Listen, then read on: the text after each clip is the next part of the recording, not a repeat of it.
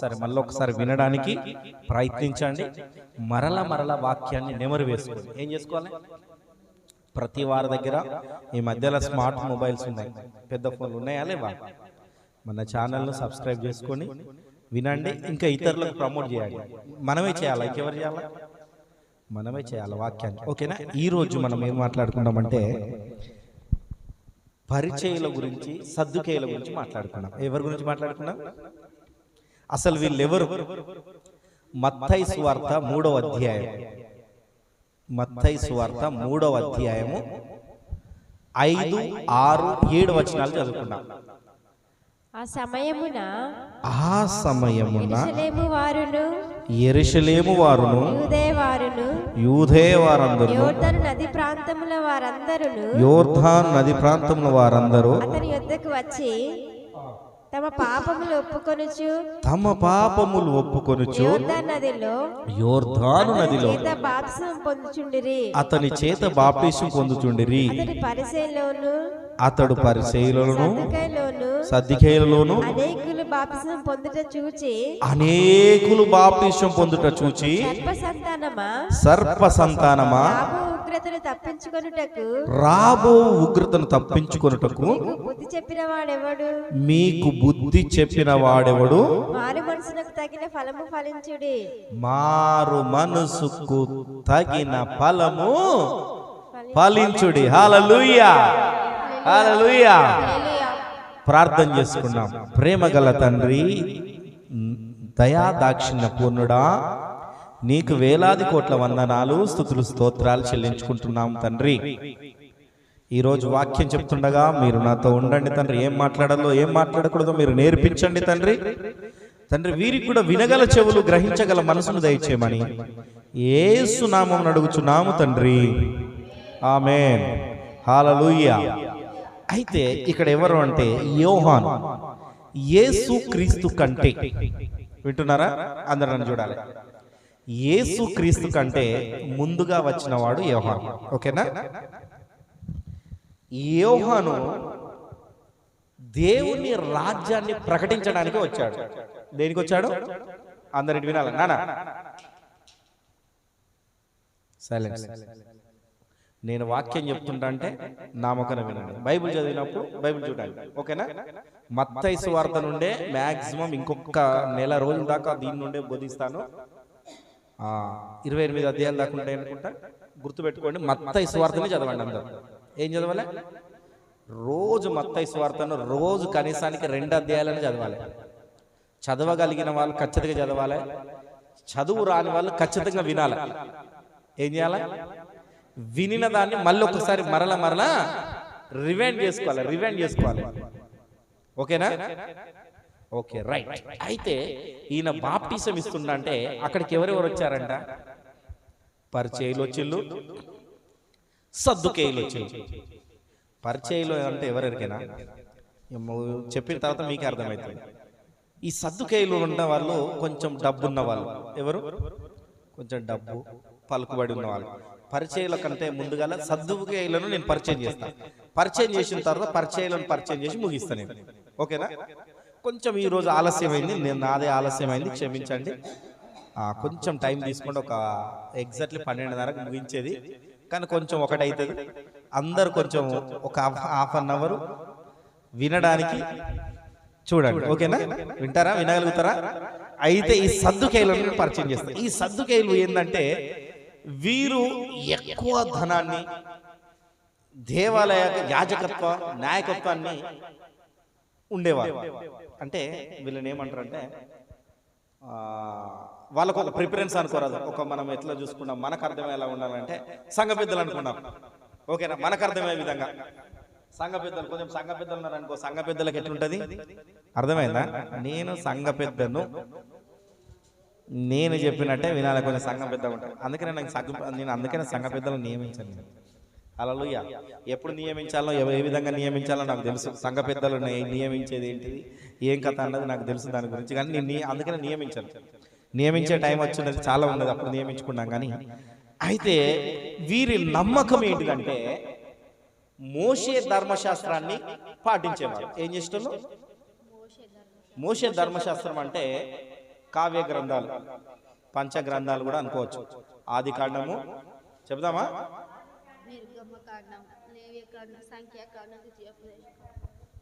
ఆది కాండము, నిర్గమ కాండము, లేవియ కాండము, సంఖ్యాకాండము, ద్వితీయోపదేశ కాండం. ఎన్ని? 5 వచ్చినాయా? ఈ 5 గ్రంథాలను మీరు ఇంకొక విషయం తెలుసు, వాళ్ళు నోటికి చెప్పేటోళ్ళు, మనం చెప్తామా? వాక్యమే మనకు గుర్తుండదు. ఈ 5 గ్రంథాలను వాళ్ళు పాటించేటోళ్ళు, వాళ్ళు పునరుత్థానాన్ని నమ్మేటోళ్ళు కాదు. ఏం నమ్మేటోళ్ళు కాదు. అందుకని యేసుక్రీస్తు వారు వచ్చేమో పునరుత్థానం గురించి బోధిస్తున్నాడు. యేసుక్రీస్తు వచ్చి ఏం చేస్తున్నాడు? పునరుత్థానాన్ని గురించి బోధిస్తున్నాడు. అందుకని ఆయన అంటే కోపం వాళ్ళకు. యేసుక్రీస్తు అంటే కోపం. యేసుక్రీస్తు అంటే కోపం అంటే ఎందుకు? వాళ్ళు ఎందుకంటే వాళ్ళు మోషే ధర్మశాస్త్రాల మీద ఉండేవాళ్ళు. వాళ్ళు అది ఏంటంటే వాళ్ళకి 5 పుస్తకాలే ఇక వాళ్ళు అంతే. ఇక 5 పుస్తకాలే వాళ్ళకి అదే. ఇక వేరే విషయాన్ని చూసే వాళ్ళు అసలే కాదు. మూర్తుల పునరుత్థానం అంటే అసలే వాళ్ళకి తెలియదు. ఇక ఈ కొన్ని పద్ధతులు ఉంటాయి. ఇప్పుడు మనం ఉన్నాం, ఇట్లా సమాజంగా కూడుకోవాలా, దేవుని ఆరాధించుకోవాలా, ఇలాంటికి వ్యతిరేకులు అన్నమాట. వాళ్ళు ఏం చేస్తున్నారు? వ్యతిరేకులు. ఎందుకంటే ఆ కాలంలో గుడి లేదు కదా, సమాజంగా కూడుకునడం లేదు కదా. మోషే కాలంలో ప్రయాణమేనా? మోషే మొత్తం ప్రయాణమేనా? అవునా కదా? ప్రయాణం చేస్తూనే ఉన్నాడు. చేస్తున్నాడా లేదా? ఏమో మీకు డౌట్ వస్తుందేమో. మరి ఏమన్నా డౌట్ ఉంటే చెప్పండి. డౌట్ అర్థమైందా? ఎక్కడ పడితే అక్కడ వాళ్ళు గూడారాలు ఉండేటోళ్ళు వాళ్ళు ఉండేది. అయితే వీళ్ళు దాన్ని నమ్మరు. ఇలాంటి వాళ్ళు సద్దుకేలు. అయితే వీళ్ళు కూడా వచ్చి ఈ యోహాను దగ్గర బాప్టిషన్ తీసుకుంటున్నారు. ఎందుకు తీసుకుంటారు? వాళ్ళకి కొంచెం ఏదో భయం ఉన్నది. అర్థమైందా? వాళ్ళు మోషే ధర్మశాస్త్రాన్ని పాటించే వాళ్ళే అన్ని వాళ్ళే, కానీ దాంట్లో కొద్ది మంది బయటకు వచ్చి వాళ్ళు కూడా ఏంటంటే పరిచయాల గురించి తీసుకుంటారు. ఎప్పుడు మనం పరిచయాలను తీసుకున్నాం. హల్లెలూయా. ఇప్పుడు సద్దుకేల గురించి తెలిసిందిగా ఎలాంటి వాళ్ళు అన్నది అర్థమైందా? మనకి ఇది చాలా ప్రాముఖ్యమైన విషయం. ఓకేనా?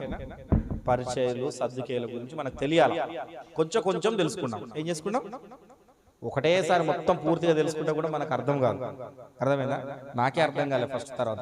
మళ్ళీ తర్వాత నేను అది ఉన్నదంతా తెలుసుకున్నంత మీకు చెప్పిండు అనుకో, మీకు అర్థం కాకపోతే మా అయ్యగారు ఏం చెప్పిండో అన్నక్కడికి వస్తుంది. ఓకేనా? అయితే వీళ్ళు పరిచయాలు ఏంటంటే వీళ్ళు పునరుత్థానాన్ని నమ్మేటోళ్ళు, పునరుత్థానాన్ని నమ్ముతారు. వీళ్ళు మోషే ధర్మశాస్త్రాన్ని కూడా పాటిస్తారు. ఇంకా ఇదేంటే సమాజంగా కూడుకుంటారు. సమాజంగా కూడుకొని దేవుని యందు భయభక్తులు కలిగి ఉంటారు. వీళ్ళు ఇట్లా ఉండేటోళ్ళు. వీళ్ళు ఏం చేస్తారు? వాళ్ళ కొంచెం వ్యతిరేకం. అర్థమవుతుందా?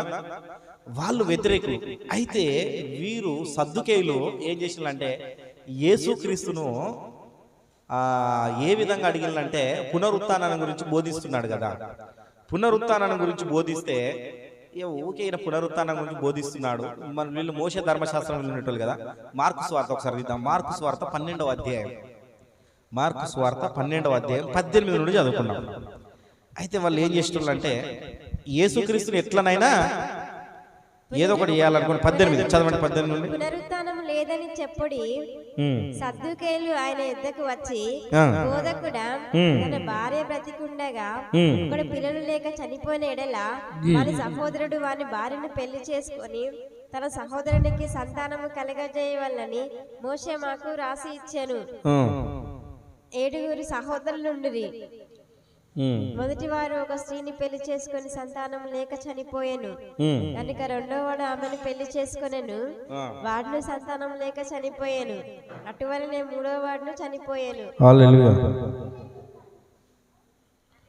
సరే, మీరు చదవకండి, నేను దాని గురించి చెప్తున్నాను. అయితే మోషే ధర్మశాస్త్రం ఏంటంటే వాళ్ళు ఎట్లా పాటించడం అంటే మామూలుగా ఒక ఈయనను బాధ పెట్టడానికి, యేసుక్రీస్తుని బాధ పెట్టడానికి ఒకరికి 7 సహోదరులు ఉన్నారు. అంటే 7 అన్నదమ్ములు ఉన్నారు. అన్నదమ్ములు ఉంటే పెద్దవాడు చేసుకున్నాడు, పెళ్లి చేసుకున్న ఆమె ఉన్నది. ఎవరో పెద్దవాడు చిన్నవాడు ఎవరో ఒకరు ఉన్నారు. ఉంటే ఈయన చనిపోయిండు. ఈయన చనిపోయిన తర్వాత చనిపోయినప్పుడు పిల్లలు లేరు. ఏముంటున్నారు? ఆమెకు పిల్లలు లేరు. ఇంకో ఆయన పెళ్లి చేసుకున్నాడు. అంటే మోషే ధర్మశాస్త్ర ప్రకారం అయితే చనిపోతే పెళ్లి చేసుకోవచ్చు, ఇంకొకరు పెళ్లి చేసుకోవచ్చు, అది ఉన్నది అన్నమాట అక్కడ. చనిపోయినా కానీ మోషే ధర్మశాస్త్రం ప్రకారము భర్త కావాలంటే భార్య పెళ్లి చేసుకోవచ్చు, భార్య కానీ భర్తను కూడా పెళ్లి చేసుకోవచ్చు, అంటే రెండో పెళ్లి మోషే ధర్మశాస్త్ర ప్రకారం. అయితే అదే విషయాన్ని యేసుక్రీస్తు గుర్తు చేస్తున్నారు. ఏం చేస్తున్నారు? యేసుక్రీస్తు వారికి గుర్తు చేస్తూ అట్లా 7 చేసుకున్నారట ఒక్క ఆమెనే. అంటే 6 చనిపోయినాక, చనిపోక ముందు కాదు. ఒక ఆయన చేసుకున్నాడు చనిపోయిండు, ఇంకో ఆయన చేసుకున్నాడు చనిపోయిండు, ఇంకో ఆయన చేసుకున్నాడు చనిపోయిండు. కానీ ఎవరికి పిల్లలు లేరు. అర్థమైందా? ఎవరికి పిల్లలు లేరు. పిల్లలు లేనప్పుడు ఈ పునరుత్థానంలో, నువ్వు అంటున్నాను ఈ పునరుత్థానంలో ఆమె ఎవరి భార్య అవుతుందని అడుగుతాను. ఈ అర్థమైందా? ఇప్పుడు అర్థమైందా? 7 చేసుకున్నారా, మళ్ళీ ఒక్కరు కాదు, 2 కాదా, 6 చచ్చిపోయింది, 7 చచ్చిపోయింది, ఎవరికి పిల్లలు పుట్టలే. ఈమె అట్లా ఉండదు. ఈమె కూడా తర్వాత చనిపోయింది. పునరుత్థానం, నువ్వు చెప్తున్న పునరుత్థానం ఉన్నదా అంటే ఎంత కఠినమైన ప్రశ్నేశ్వరులు, ఎంత తెలుసుకున్న వాళ్ళు ఉన్నారన్న వీళ్ళు సద్దుకేయులు. అర్థమవుతుందా? చాలా మంది ఏంటంటే మన దగ్గర కూడా సద్దుకేయులు ఉన్నారా లేరా? ఉన్నారు.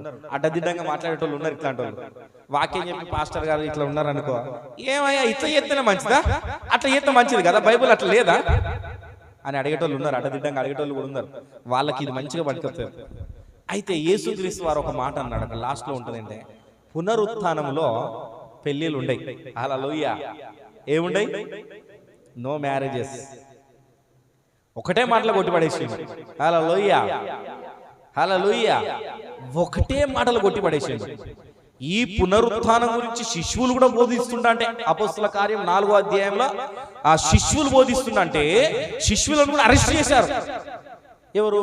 ఈ సద్దుకేయులే. పునరుత్థానాన్ని బోధిస్తున్నారని అంటే నిజమైన వాక్యాన్ని ఎవరైతే చెప్తుంటారో, నిజమైన వాక్యంలో ఎవరైతే నడుస్తుంటారో అక్కడికి రావడానికి చాలా మంది ఇష్టపడరు. ఏం చేయరు? రావడానికి ఇష్టపడరు, ఉండడానికి ఇష్టపడరు. ఎందుకు? అతన్ని దూరం పెడుతుంటారు. నిజంగా వాక్యాన్ని బోధించే వాళ్ళనే దూరంగా వెనక పెడుతుంటారు. ఎందుకంటే వాళ్ళకి ఏం కావాలా? అల్లుబుల్లు మాటలు, పనికిరాని మాటలు, ఇలాంటివి చెప్తే సూపర్. ఎట్లా అంటే, అమ్మా మీరందరూ బాగా ప్రతి వారం మంచిగా చర్చికి వస్తున్నారు, దేవుడు మిమ్మల్ని అందరినీ అత్యధికంగా దీవిస్తాడు, ఇంకా ఇంకా ఇంకా ఇంకా మీరు మంచిగా హోలీ స్పిరిట్ పొందుకోకుండా మీరు మంచిగా ఉన్నారు, ఇంకా హోలీ స్పిరిట్ లో ఉండాలి అని నడిపిస్తే కదా అయిపోతుంది. కొంతమందికి ఎందుకంటే, నేను ఎందుకు చెప్తున్నానంటే, ఈ మాట ఎందుకు మానుకున్నా అంటే, చర్చికి రాగానే కొంతమందికి దుఃఖం వస్తుంది. ఇక మిగిలిన టైంలో అసలే రాదు. అర్థమైందా? ఇది నా అనుభవం. ఎవరి అనుభవం? నాదే. ఇంకొకరిది చెప్పట్లేదు. ఇంకొకరిది చెప్తే మళ్ళీ ఇంకొకరి గురించి ఏమనుకుంటారు. ఇక్కడికి రాగానే ఎక్కడ లేని దుఃఖం వస్తుంది ఇక ప్రార్థన చేయడానికి. నీకు పాస్టర్ చూసి అనుకోవాలా, వీరు చూసి అనుకోవాలి, ఏమనుకోవాలంటే అమ్మ ఎన్ని కష్టాలు ఉన్నదో, ఎంత ప్రార్థన చేస్తుందో, ఇంటికాడ కూడా ఇంతగానే ఏడుస్తుంది. అర్థమైందా? బాబు ఎన్ని కష్టాలు ఉన్నాడో, ఎంతగానో ఉన్నారో. సద్దుకేయుల మనస్తత్వం అన్నమాట. హల్లెలూయా. అయితే ఈ పరిచయులు మాత్రము ఏం చేసేవారంటే పునరుత్థానాన్ని నమ్మేవారు. గుర్తుపెట్టుకోండి, ఈ పునరుత్థానాన్ని వీళ్ళు నమ్మేవాళ్ళు, వీళ్ళు పునరుత్థానంలో ఉండేవాళ్ళు. వీళ్ళు కొన్ని సామాన్య ప్రజలను ఎక్కువ గౌరవించేవాళ్ళు. వీళ్ళకు ప్రజలలో ఒక మంచి పేరుంది. ఏముంది? మంచి పేరుంది ప్రజలలో. అంటే ప్రజలు ఇట్లా బయటికి పోతుండే అంటే పరిచయలను చూస్తే నమస్తే చెప్పేటోళ్ళు. అర్థమవుతుందా? ఇది చూడండి, నమస్తే చెప్పేటోళ్ళు, మంచి గౌరవం ఇచ్చేటోళ్ళు, చిన్న స్థాయి వాళ్ళు కూడా గౌరవించేటోళ్ళు, చిన్న స్థాయిలు కూడా ఉండేటోళ్ళు. కొంతమంది ఉన్నారు, ఈ కోట్ వేసుకునే పాస్టర్లు ఉన్నారు అనుకో, ఇప్పుడు నాలాగా కోట్ వేసుకునే పాస్టర్లు అనుకో, చిన్న స్థాయి వాళ్ళని దగ్గరికి రానియరు. అవునా కదా? రానిస్తారా? రానియరు. వీళ్ళు సద్దుకేయులు. వాళ్ళందరూ సద్దుకేయులు అన్నమాట. ఈ పరిచయలు అయితే వీళ్ళు కోట్లు వేసుకొని ఏదైనా వేసుకొని అన్ని మంచిగా ఉన్నది, కానీ చిన్న వాళ్ళందరూ కూడా గౌరవించేటోళ్ళు, అందరినీ కూడా గౌరవించి తీసుకొని దగ్గర ఉండేటోళ్ళు. పునరుత్థాన్ని మృతుల నుండి లేస్తారని నమ్మే వాళ్ళు ఉన్నారు. అయితే నమ్ముతున్నారు, అన్ని చేస్తున్నారు, అన్ని ఉన్నాయి, ఓకే, వీళ్ళందరికీ ఓకే ఉన్నాయి. మన మత్తయి సువార్త 3వ అధ్యాయంలోకి వద్దాం, మళ్ళీ బ్యాక్ వద్దాం. అయితే వీళ్ళను యోహాను ఒక మాట అంటున్నాడు. ఏమంటున్నాడు? ఒక్కసారి మనం చూసుకున్నామా? 7వ వచనంలో, అతడు పరిసయ్యులను సద్దుకేయులను అనేకులు బాప్తిసము పొందుట వచ్చుట చూచి, సర్పసంతానమా రాబోవు ఉగ్రతను తప్పించుకొనుటకు చెప్పినవాడెవడు? అబ్బా చాలు, ఇక్కడ ఆపుదాం. గుర్తుపెట్టుకోండి, ఏందంట? మొదట సర్పసంతానమా అన్నాడు. ఈ సర్పసంతానమా అని ఎందుకు పిలుస్తున్నాడు? అంటే దేవుడిచ్చిన దేహాన్ని గుర్తుపెట్టుకోండి, సర్పాన్ని కూడా దేవుడే సృష్టించాడు. ఆదాము అవ్వలను మోసపుచ్చడానికి ఈ సర్పములో సాతాను దూరింది. ఏం దూరింది? సాతాను దూరడం వల్లనే ఆ సర్పాన్ని దేవుడు శపించాడు. హల్లెలూయా. ఎందుకు శపించాడంటే దేహము దేవుని ఆలయం. ఇదేంటిది? దేవుని ఆలయం. బాప్టిజం పొందుకున్న తర్వాత అన్ని విషయాల్లో మనం ఉన్న తర్వాత ఈ దేహాన్ని సాతానుకు అప్పచెప్తున్నాము. ఎవరికి అప్పచెప్తున్నాము? ఎప్పుడు? బాప్టిజం పొందుకున్నాకనే, రక్షింపబడిన తర్వాతనే. అదే విషయాన్ని గుర్తు చేస్తున్నాడు. రక్షింపబడనప్పుడు ప్రజలను కాదనేది. రక్షింపబడని ప్రజల గురించి ఇక్కడ మాట్లాడట్లేదు, రక్షింపబడిన ప్రజల గురించే మాట్లాడుతున్నారు. మీరు బాప్టిజం తీసుకున్న ప్రజల గురించి ఆయన ఖచ్చితంగా చెప్తున్నాడు. ఏమంటున్నాడు? రాబో ఉగ్రతను తప్పించుకుని మీకు చెప్పేవాడు ఎవడు? మరి చెప్పేటోడు లేడు. నువ్వు బాప్టిజం పొందుకున్న వాళ్ళనే పొందుకోగానే నీ పాపాలు క్షమించబడతాయి అన్న విషయం నీకు తెలుసు. తెలిసిన తర్వాత కూడా నీవేం చేస్తున్నావు అంటే ఆ పాపమైన దానిలో వెళుతున్నావు. వాళ్ళే పరిచయులు. ఏమన్నా సద్దుకేయాలంటే మొత్తానికే నమ్మరనుకో పునరుత్థానాన్ని. పరిచయలేదు నమ్ముతారు. ఆ పరిచయల కోవలో ఉన్న మనం అర్థమైందిగా మంచిగా. ఇప్పుడు అర్థమయ్యేటట్లయితే పరిచయల కోవలో ఉన్న వాళ్ళం ఎవరము? మనం. అయితే వీళ్ళని ఏమంటున్నాడంటే మరీ మరీ మరీ మరీ మరీ హెచ్చరిస్తున్నాడు. ఏమని హెచ్చరిస్తున్నాడు? బాప్టిజం తీసుకున్న తర్వాత కూడా తప్పులు చేసే వాళ్ళు చాలా మంది ఉన్నారు. అర్థమైందా? లేరా? ఉన్నారా? బాప్టిజం తీసుకున్న తర్వాత ఇష్టానుసారంగా తిరిగేటోళ్ళు, నేను బాప్టిజం తీసుకున్నా రక్షింపబడతా అని నా ఇష్టం వచ్చినట్టు తిరిగేటోళ్ళు ఉన్నారు. అయితే వీరి గురించి ఒక మాట ఏమంటున్నాడంటే రాబో ఉగ్రతను తప్పించుకును. మీకు బుద్ధి చెప్పిన వాడు ఎవడు? మారు మనసునకు తగిన ఫలము ఫలించుడి. ఏమంటున్నాడు? మారు మనసు పొందిల్లు, కానీ దానికి తగిన ఫలాన్ని ఫలించాలి. తగిన ఫలం ఫలించాలంటే కొంచెం కష్టమేగా. అంతేనా కదా? అంతేనా అన్నాడు లేదా? మారు మనసుకు తగిన ఫలం. పునరుత్థానం. యేసుక్రీస్తు దేవుడని తెలుసు. ఆయన పునరుత్థానంలో మళ్ళీ మన యుద్ధకు వస్తాడన్న విషయం తెలుసు. తెలిసి కూడా దాన్ని ఎట్లా ఉన్నారంటే ఒక్కొక్కసారి మనకు ఒక విషయాన్ని మనం మాట్లాడుకోవచ్చు. ఎప్పుడంటే దీన్ని చెప్పడం కంటే ఒకసారి చదివిపోతాం. మత్తయి సువార్త, ఇదే మత్తయి సువార్త 23వ అధ్యాయం తీయండి. 23వ అధ్యాయం 27వ వచనం చదవండి ఒకసారి.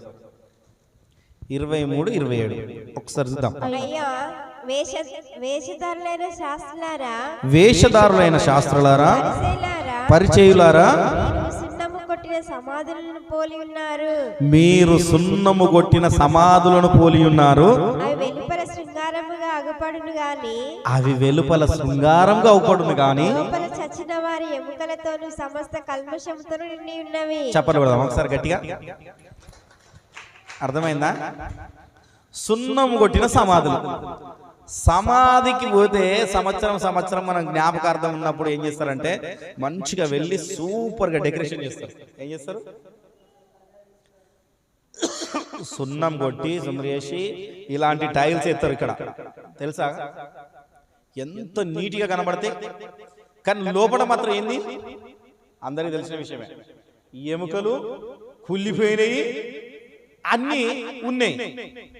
మనము కూడా ఎత్తున్నమాట సమస్త కల్మషంతో నిండి. ఏందట? ఇక చూసుకో ఎవరి మీద అంటే ఇక ఎట్లుంటదంటే ఇక పక్కన ఉన్నది అనుకో, ఇక నా పక్కన ఇట్లా వీళ్ళ మీద కోపం ఉంటుందా? అమ్మా నీదన్నా చూసేదన్నా, అబ్బా ఇవాళ వచ్చిండా మనడు, ఈ రోజు చెప్పడానికి వచ్చిండా, ఇక ఈ రోజు ఇక ఇంకో రోజు ఏమన్నదా, ఈ రోజు చేయడానికి వచ్చిండా. ఎంత మాట అన్నాడు తెలిసినా? చాలా అర్థమైతే మాత్రం దాని భావం అర్థమైన వాళ్ళు మాత్రము. కొంతమంది అంటారు చూసిన ఒక్క మాట అంటే ఉరేసుకొని చావాలని అంటారు. కొంతమంది మాటలు ఇట్లా ఉంటాయి తెలుసా? గుర్తుందా? ఈ మాట్లాడే మాటలు విన్నామా? మన ఇంటికాడ ఇళ్ళ మాట్లాడంటారు. అవునా కదా? అంత పెద్ద మాట. కొంతమంది ఏమో వాడు నన్ను అంత పెద్ద మాట అన్నాడు, ఆమె నన్ను అంత పెద్ద మాట అన్నది, ఎట్లా అంటారు నన్ను అనేటోళ్ళు ఉన్నారా? ఇక్కడ చూడు, దేవుడైతే ఎంత పెద్ద మాట అన్నాడు తెలుసా? ఈ మాటను చూస్తే నిజంగా ఆయన పాదాలు పట్టుకొని ఏడవాలి మనం. ఎంత ఏడవాలి? మీదికి మంచిగానే కనబడుతున్నాము. అందుకని వేషధారులారా, చూడడానికి నువ్వు బాగానే కనబడుతున్నావు, కానీ నీ లోపల నీ ప్రవర్తన ఏ విధంగా ఉన్నదంటే నీ ప్రవర్తన మారు మనసు లేకుండా సచ్చిన ఎమకల్లాగా ఉన్నది, కుళ్ళిపోయి ఉన్నదట. హల్లెలూయా. కుళ్ళు బట్టి ఉన్నది నీ ప్రవర్తన. ఏమైనా ఇతరుల మీద నీకు ద్వేషమే, ఏమైనా ఇరుగు పొరుగు వారి మీద నీకు ద్వేషమే, ఏదైనా వారి మీద నీవు ఒక నిందేయడానికే చూస్తున్నావు, కానీ వారి గురించి ప్రార్థన చేద్దామని లేదు నీకు. నీ హృదయంలో అంత చెడుతనంతో నిండి ఉన్నది. అర్థమైందా? నీ హృదయం అంత చెడుతనంపులతో నిండి ఉన్నది. అందుకనే తెల్లగా ఉన్నాయి, ఏంటంట తెల్లగా సున్నం కొట్టిన సమాధి లాంటివి. హల్లెలూయా, హల్లెలూయా. నీ లోపట ఇంత కుళ్ళు పెట్టుకొని బయటికి మాత్రము గంభీరంగా మంచిగా కనబడుతున్నావు. హల్లెలూయా. ఎట్లా అంటే నేను ఇట్లా మంచిగా గంభీరంగా ఎట్లా ఉండి, దేవేందర్ బాగున్నావా, చాలున్నావా, కానీ లోపల మాత్రం ఆయన వచ్చిండు, అనవసరంగా వచ్చిండు, ఎందుకు వచ్చిండు, ఈయన వల్ల నాకు ఉపయోగమే లేదు అని లోపల. బయటికి మాత్రం మంచిగున్నావా, రావాలి, దేవుని సన్నిధిలో ఉండాలి అనుకోవడం. చాలా మంది పరిస్థితి ఇలానే ఉన్నది. చాలా మందికి పాస్టర్ ముందట ఎంత చక్కగా కనబడతారు, ఎంత బాగా చేస్తారంటే ఇక అన్ని పనులు చేస్తున్నాం, అన్నిట్లలో మేమే ముందున్నాం పాస్టర్ ముందట. అర్థమైందా? పాస్టర్ బయటికి వెళ్ళిన పక్కకు పోయిండు అనుకో, ఇక చూడిగా వాళ్ళ నిజ స్వరూపం బయటకు వచ్చేస్తుంది. ఇక వాళ్ళ లోపల ఉన్న కుళ్ళంతా ఒకటేసారి మీద పడుతుంది. ఏం పడుతుంది? బయట పడుతుంది. అది ఎప్పుడెప్పుడు కక్కాలనా, ఎప్పుడెప్పుడు కక్కాలనా, ఎప్పుడెప్పుడు కక్కాలనా, ఎప్పుడెప్పుడు కక్కాలనా, ఎవరి మీద కక్కాలనా, ఏ చుట్టుపక్కల మీద కక్కాలనా అన్న కుళ్ళు అన్నది బాగా బయటకు వస్తుందండి. అవునా కదా? అంతేనా కదా? వస్తుందా రాదా? ఏమో వస్తుందో రాదా ఏమో తెలియదు అనుకుంటాం. అదే ఇంకా కొంచెం ముందు మీదికి పోతే 23వ వచనంలో పోతే వీళ్ళు పరిచయాలు మళ్ళీ ఎలా ఉండేవాళ్ళు అన్నది 23 చదువుతున్నాం ఒకసారి. వేషధారులైన శాస్త్రులారా, 23 అక్క, 23. అయ్యో వేషధారులైన శాస్త్రులారా, పరిచయులారా, మీరు పూదినలోను సోంపులోను జీలకర్ర చెల్లించి ధర్మశాస్త్రము ప్రధానమైన విషయాలను అనగా న్యాయమును, కనికరమును, విశ్వాసమును విడిచిపెట్టిదిరి. వాటిని మానక వీటిని చేయవలసి ఉండెను. అబ్బా ఏం చేసిల్లట వీళ్ళు? ఇవన్నీ విడిచిపెట్టేసిల్లట. ఏం చేసిల్లు? ఏం చేస్తాను? చాలా మంది మనం కూడా విడిచిపెట్టినాం. కొన్నేళ్ళు నేను కూడా విడిచిపెట్టినా. అర్థమైందా? కొన్నేళ్ళు, ఎన్నేళ్ళు, కొన్ని సంవత్సరాలు. మరి వాళ్ళట ఏం చేసేదట? పూదీనలో కూడా చేసేదట. మరి శాస్త్ర పరిచయాలు మళ్ళీ అన్ని తెలిసిన వాళ్ళే.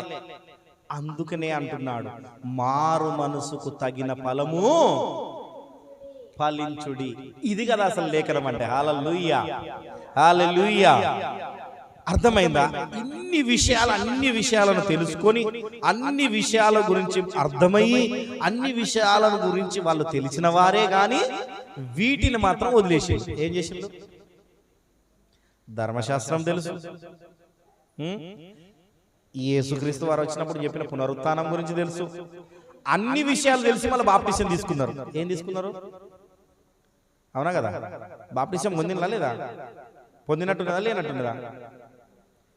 కానీ వాటిని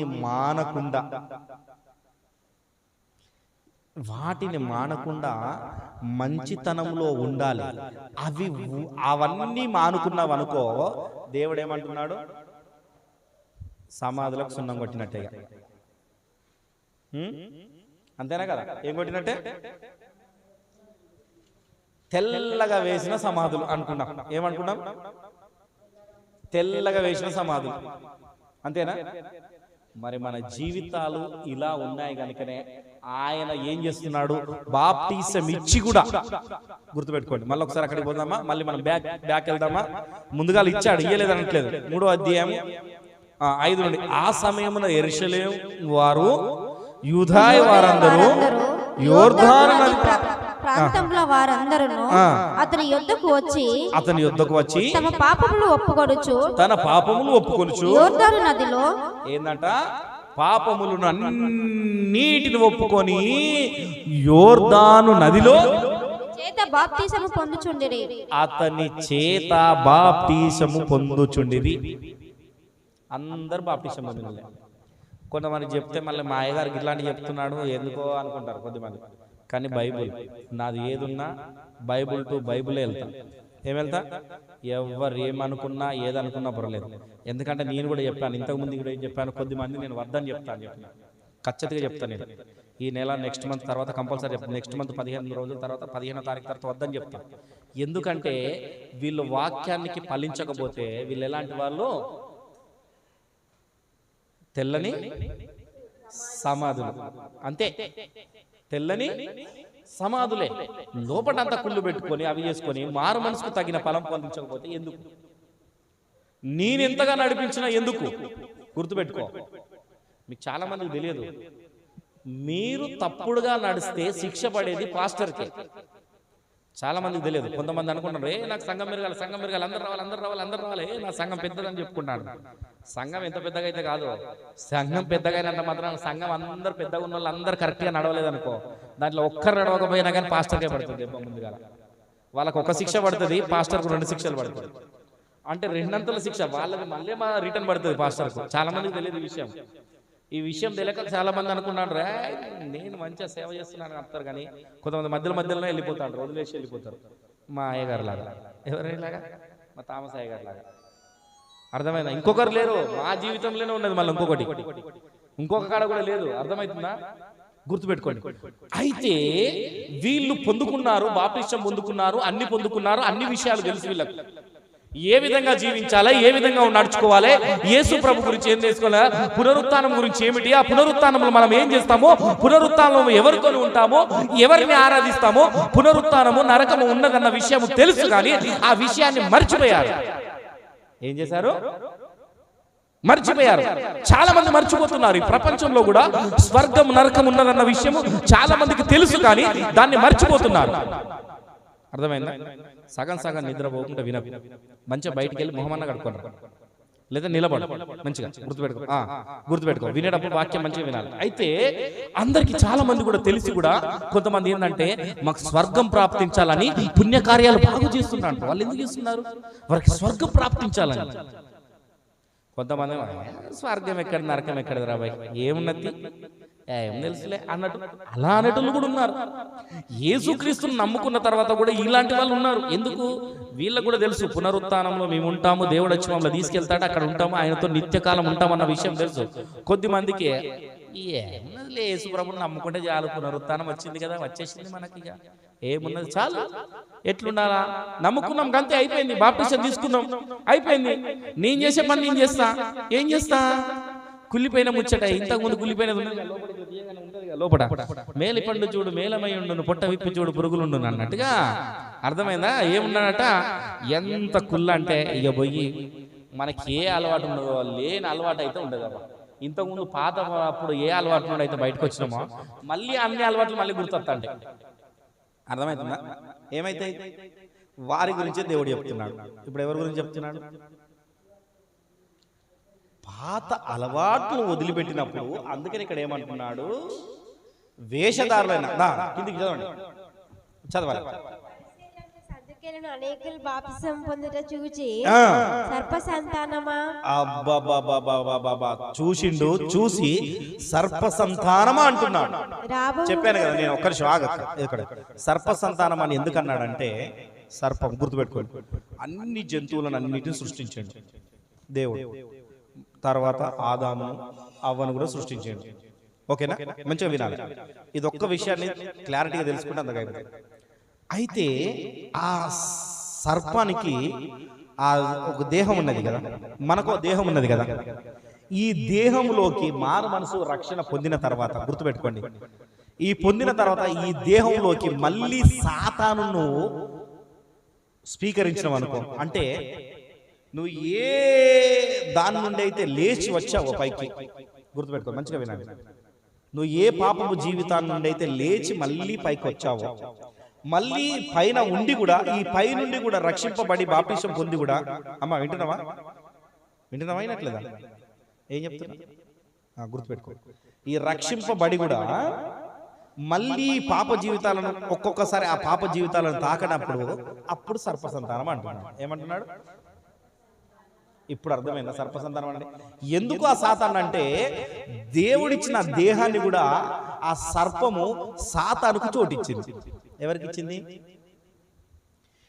నీవు నేను కూడా సాతానుకు చోటిస్తే సర్పసంతానమే. ఎవరి సంతానం?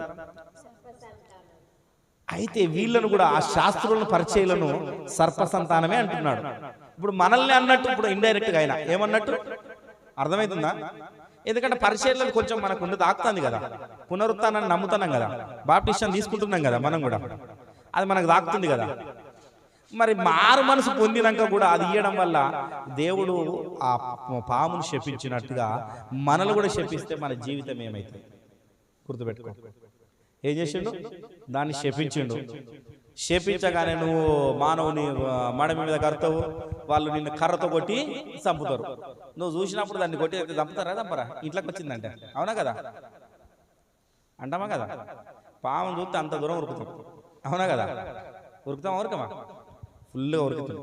అయితే అలాంటి భావము కలిగిన వాళ్ళు వీళ్ళు ఉన్నారు కనుక వీళ్ళు మారు మనసు పొందిళ్ళు, బాప్టిసం తీసుకొని దానికి తగినట్టుగా జీవిస్తలేరని సర్పసంతానమా అంటున్నాడు. ఇప్పుడు అర్థమైందా సర్పసంతానం అంటే? గుర్తుపెట్టుకో, నీవు నేను కూడా ఈ సర్పసంతానమై ఉండకూడదు. ఏముండకూడదు? మారు మనసు పొందినం. మారు మనసు తెల్లగా అయినామంటే తెల్లగానే ఉండాలి. ఎలా ఉండాలి? తెల్లగా అయినామంటే ఒక్కసారి నీటిలో మునిగినం, తెల్లగా అయినామంటే తెల్లగానే ఉండాలి. మళ్ళీ పాపానికి నువ్వు చోటిచ్చావో నువ్వు సర్పసంతానాన్ని. అయితే చెప్పుకుంటూ ఆయన ఏమంటున్నాడంటే మళ్ళీ రాబో ఉగ్రతను ఏమంటాడు మళ్ళీ గుర్తు చేస్తున్నాడు. వచ్చే ఉగ్రత ఉన్నది, ఉన్నదా లేదా? అక్కడ ఉన్నదా? బైబిల్ ఉన్నదా లేదా? రాబో మరి ఉగ్రతను తప్పించుకున్నటకు మీకు బుద్ధి చెప్పిన వాడెవడు? ఇంతకుముందు బుద్ధి చెప్పేటోడు ఎవరు లేడు. ఇప్పుడు నేను చెప్తాను బుద్ధి చెప్పిన వాడెవడు అంటే. గుర్తుపెట్టుకో. ఏం చెప్తానా? ఇప్పుడు నేను చెప్తాను. అర్థమైంది? నన్ను చూస్తానా? అంతకుముందు వాళ్ళకి బుద్ధి చెప్పేటోళ్ళు లేరు. యోహానే ఉన్నాడు. గుర్తుపెట్టుకోండి. యోహాను తర్వాత యేసుక్రీస్తే వచ్చిన్నాడు.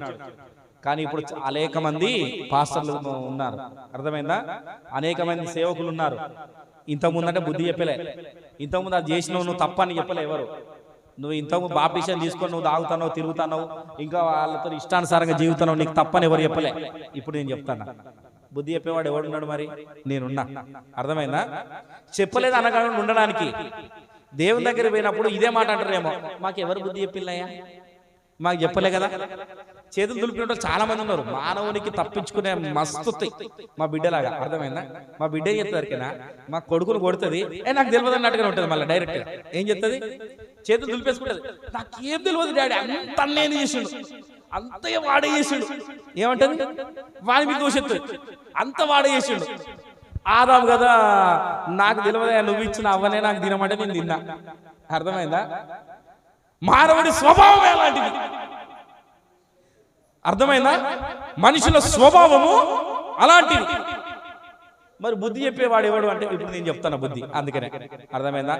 అది చేస్తున్నావా నీవు సర్పసంతానం. ఆ రాబో ఉగ్రతనికి తప్పించుకున్న ఉండవు. గుర్తుపెట్టుకో. నీవు పాపీసం పొంది రక్షింపబడి మళ్ళీ పాపమైన జీవితంలోకి నువ్వు అలానే వెళ్ళినావనుకే నువ్వు సర్పసంతానమై ఉంటావు. నువ్వు రాబో ఉగ్రతను తప్పించుకోలేవు. ఒకవేళ నువ్వు తప్పించుకోవాలంటే నువ్వేం చేయాలంట? దాని కిందనే ఉన్నది చూడండి, చదవక్క. ఫలించుడి. అబ్రహాము మారు మనసుకు తగిన ఫలం, మారు మనసుకు తగిన ఫలము ఫలించుడి. మారు మనసుకు పొందిన ఫలము ఫలించుడి. హల్లెలూయా. ఎందుకు ఫలించుడి అంటున్నాడు అంటే 10వ వచనం చదవండి. ఇప్పుడే మళ్ళీ గుర్తుపెట్టుకోండి. ఉంచబడి ఉన్నది గనుక, ఇప్పుడే గొడ్డలి చెట్టు వేరున ఉంచబడి ఉన్నది గనుక ప్రతి చెట్టు నరకబడి అగ్నిలో వేయబడును. చాలా మంచి ఫలము. గుర్తుపెట్టుకో. ఇప్పటి నుండి బుద్ధి చెప్తున్నా. అర్థమైందా? నువ్వు ఏమని అనుకో, ఇప్పటి నుండి బుద్ధి చెప్తున్నా. మంచి ఫలము ఫలించనిది దేవుడు నరికేస్తాడట. అందుకనే ఈ పాస్టర్ కూడా మంచి ఫలం ఫలించకపోతే నరకేస్తా అని చెప్పిండు. అందుకనే వద్దని చెప్తాను. గుర్తుపెట్టుకో, జోక్ కాదు. నేను ఎందుకు వద్దానంటే ఈరోజు వాక్యం చెప్తాను, గుర్తుపెట్టుకోండి. ఎందుకు వద్దని చెప్తాను అనుకున్నా. ఎక్కడుందాట గొడ్డలు ఎక్కడుందాట? చెట్టు వేరున పట్టుకొని ఉన్నది. ఇన్నాళ్ళు ఎవరు నీకు బుద్ధి చెప్పడం లేరు, అర్థమైందా? ఇప్పుడు గొడ్డలు పట్టుకున్నది, దేవదూత ఖడ్గం పట్టుకొని ఉన్నది. గుర్తుపెట్టుకో, నేను కనుక ఒక్కసారి నాకు వద్దని త్రోసేసిన అనుకో, దేవదూత చేసేస్తుంది. గుర్తుపెట్టుకోండి. చాలా మంది తెలియదు. ఎంత ప్రార్థన చేస్తున్నా తెలుసా నేను, ఎంత గోజాడుతున్నా తెలుసా ఒక్కొక్కరి గురించి నేను. గుర్తుపెట్టుకోండి, చాలా ప్రార్థన చేస్తున్నా. ఇంకా కొద్ది మంది గురించి ప్రార్థన చేయాలని దేవుడు చూపిస్తున్నాడు, నాకు చూపిస్తలేడు. అన్న కూడా చూపిస్తాడు. అన్న మంచి కళలు కంటున్నాడు. గుర్తుపెట్టుకోండి, కళలు దర్శనాలు కనాల. మనం ఎలాగంటున్నామో దేవుడు, గుర్తుపెట్టుకోండి. దేవుని నువ్వు మారు మనసు పొందితే నువ్వు మంచి ఒక కళ, మంచి దర్శనాన్ని, మంచి వాక్యాన్ని నువ్వు ఉంటావు, చూస్తావు. నువ్వు మారు మనసు పొందితేనే, లేకపోతే చూడవు. మారు మనసు లేకపోతే రాదు, అర్థమైందా? లేఖనం కూడా ఉంది, గుర్తుపెట్టుకోండి. అయితే చెట్టు మొదల్లా ఇక ఉన్నదిగా, ఎందుకంటే పైన లేదు. మళ్ళీ గుర్తుపెట్టుకో, ఏదో పైన కొట్టి ఇట్లా మారుదాం, ఒక దెబ్బ కొట్టి మారుదాం అన్నట్టు లేదు, అర్థమైందా? ఆ మాట ఇయ్యలే. అక్కడ ఏమని ఉంది? అక్కడ చెట్టు వేరున ఉంచబడి ఇప్పుడే 2026 జనవరి 18 తారీఖు నాడు ఇప్పుడే, అర్థమైందా? గొడ్డలి ఉన్నది ఏర్లా. చదవక. గొడ్డలి చెట్టు వేరున ఉంచబడి ఉన్నది గనుక, రైట్, గనుక మంచి ఫలము ఫలింపని ప్రతి చెట్టును నరకబడి అగ్నిలో వేయబడును. రైట్. మారు మనసు నిమిత్తం చదవండి. మారు మనసు నిమిత్తం నేను నీళ్ళలో మీకు బాప్తిసం ఇచ్చున్నాను. అయితే నా వెనుక వచ్చున్నాడు, నాకంటే శక్తిమంతుడు. ఆయన చెప్పులు మోయుటకై నేను పాత్రను కాను. ఆయన పరిశుద్ధాత్మతోను అగ్నితోను మీకు బాప్తిసం ఇచ్చును. హల్లెలూయా. గుర్తుపెట్టుకో, నేను కూడా ఇదే మాట చెప్తా. మారు మనసు నిమిత్తమే నేను చెప్తున్నా, ఇన్ని మాటలు చెప్తున్నా. కానీ మీకు ఆత్మ కావాలన్నా, పరిశుద్ధాత్మ కావాలన్నా ఎవరిస్తారు? యేసుక్రీస్తు ఇస్తాడు. ఆయన యేసుక్రీస్తు గురించి చెప్తున్నాడు. ఏమంటున్నాడు? నా వెనుక వచ్చేవాడు, ఆయన చెప్పులు కూడా నేను మోయలేను. హల్లెలూయా. నేను కూడా మోయలేను, నేను అలాంటి యోగ్యుడని కాదు, అర్థమైందా? కాదు, ఈయన అదే చెప్తున్నాడు. బిడ్డ జాగ్రత్త, నువ్వు బాప్టిజం పొందుకున్నావు, నువ్వు రక్షింపబడ్డావు, పునరుత్థానం గురించి తెలుసుకున్నావు, అన్ని తెలుసుకున్నావు, నీవు అన్ని మర్చిపోయినావు. ఇక్కడ ఏం మర్చిపోయినావు అంటున్నాడు. ఇంతకుముందు 23 ఏం చెప్పినా నేను? పుదీనలోను, జీలకర్రలోను, అన్ని విషయాల్లోనూ 10వ వంతును మర్చిపోయావు. ఏం మర్చిపోయావు? 10వ వంతును మర్చిపోయావు. ఇక్కడ మారు మనసుకు తగిన ఫలాన్ని ఫలించడంలో మర్చిపోయావు. అందుకనే అంటున్నాడు, గొడ్డలి ఉన్నది, ఇక నేను నరకడానికి సిద్ధంగా ఉన్నా, నీవు ఫలించకపోతే కథమే. ఒకవేళ నువ్వు మారు మనసు పొంది నువ్వు రక్షింపబడి ఉంటే, ఫలించితే, ఇప్పుడు దేవుడు నీకు పరిశుద్ధాత్మతోను నీకు బాప్టిజం ఇస్తాడు. ఆయన ఆత్మ నీలో పెట్టేస్తాడు. హల్లెలూయా. ఎప్పుడు పెడతాడు? నువ్వు మారు మనసు పొందుతే. నువ్వు ఎప్పుడు పెడతాడు? మారు మనసు, రీజనరేషన్. ఇప్పుడు అందుకనే చెప్తున్నాను, ఇప్పుడు మారు మనసుకు తగిన ఫలము ఫలించడం నేర్చుకోవాలి. ఏం నేర్చుకోవాలి? కంచెలి మారు మనసుకు పొందిన ఫలం.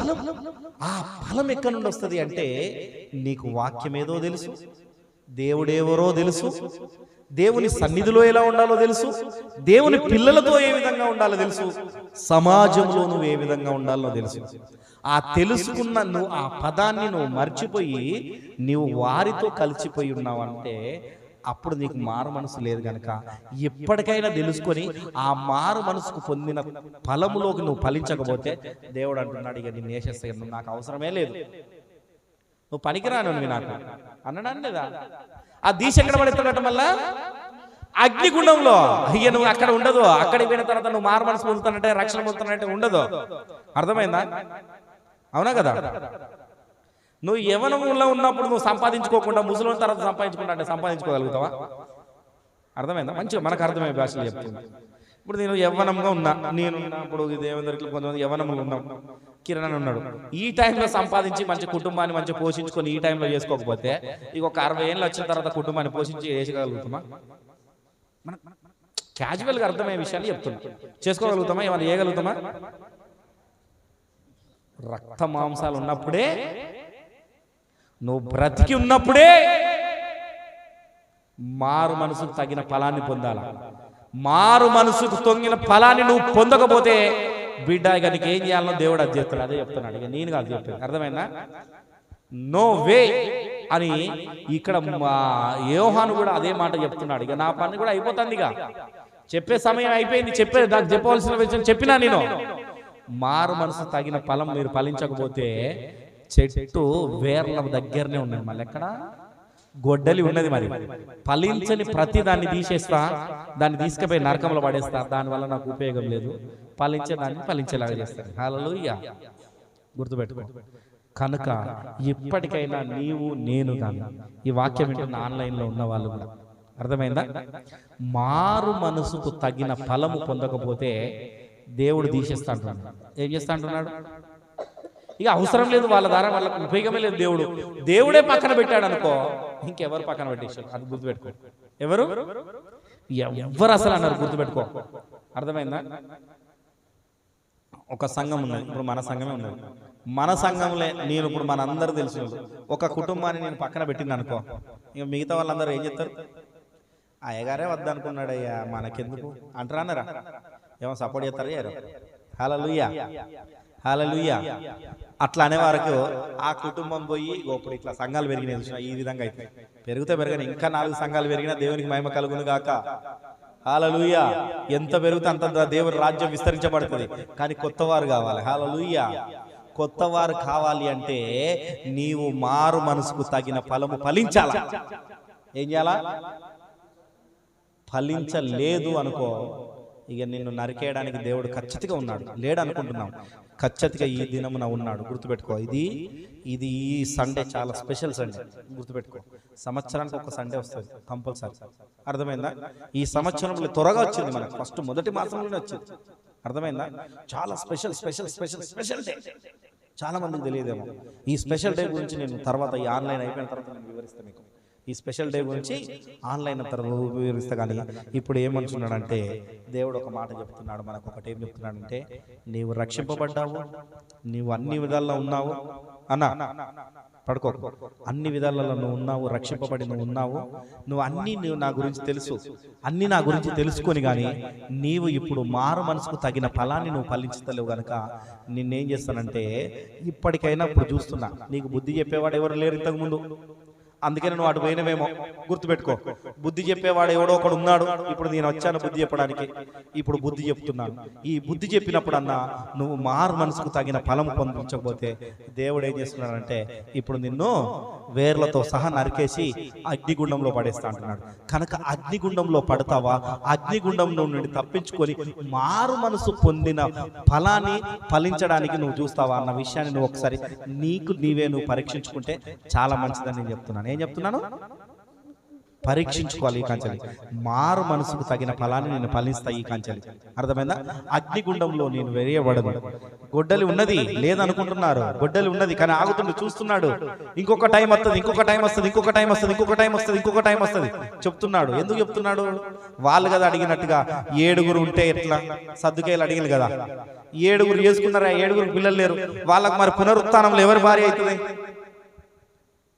అన్నట్టుగా ఉన్నది మన వ్యవహారం కూడా. అర్థమైందా? మనం కూడా ఇక మారుతారు, మారుతారు. కానీ ఎప్పుడు చెప్పిండో మారలేదు తెలియదు. కానీ సమయం లేదు, సమయం సమీపించి ఉన్నది. అందుకే నేను చెప్పిన, నేను ఒక మంచి వాక్యం పెట్టినని, దినములు చెడ్డవి కనుక సమయము పోనీయక సద్వినియోగం చేసుకోండి. దానితో పాటు ఒక వాచ్ని ఇచ్చిన, ఎందుకంటే ఆ సమయాన్ని చూసినప్పుడల్లా గుర్తు రావాలి. ఈ దేవుడిలే గుర్తుపెట్టుకో. ఏదైనా ఆ వాచ్ని చూసినప్పుడల్లా మీకు గుర్తు రావాలని నేను ఇచ్చిన. చాలా మంది తెలియదు, నేను ఇవ్వడానికి చాలా లోతైన మర్మం ఉన్నది. ఆ చూస్తుంటే దినములు గడిచిపోతున్నాయి, మళ్ళీ బ్యాక్ రావు కదా. వస్తాయా? ఇప్పుడు పిల్లలు పెద్దోళ్ళు అయ్యారనుకో, మళ్ళీ పిల్లలు గమ్మంటే అవుతారా? సమయం తిరిగిపోతున్నది కనుక ఇన్నాళ్ళు మీకు చెప్పినా కానీ మీరు వినలేదేమో. కానీ ఇప్పుడు మాత్రము ఆయన ఉగ్రత మన యుద్ధకు వచ్చి ఉన్నది. ఏమున్నది? ఆయన ఉగ్రత మన యుద్ధకు వచ్చి ఉన్నది కనుక ఆయన గుడ్డలు పట్టుకొని ఉన్నాడు, ఆ ఖడ్గం పట్టుకొని ఉన్నాడు. ఆయన నరికి అగ్నిగుండంలో పడవేయకుండా మనమే ముందుగా జాగ్రత్త పడదాం. ఏం జాగ్రత్త పడాలంటే మారు మనసుకు తగిన ఫలాన్ని పొందుదాం. హల్లెలూయా. ఏం చేద్దాం? శాస్త్ర పరిచయాలుగా కాకుండా మారు మనసుకు తగిన ఫలాన్ని ఫలిద్దాం కనుక అందరూ మోకరించగలిగిన వారు మోకరించండి, మోకరించలేని వాళ్ళు లేచి నిలబడండి. ప్రార్థన చేసుకుందాం. మనం ఫలం ఏ ఫలం ఉందామన్నది మనలో మనం ఒకసారి పరీక్షించుకున్నాం.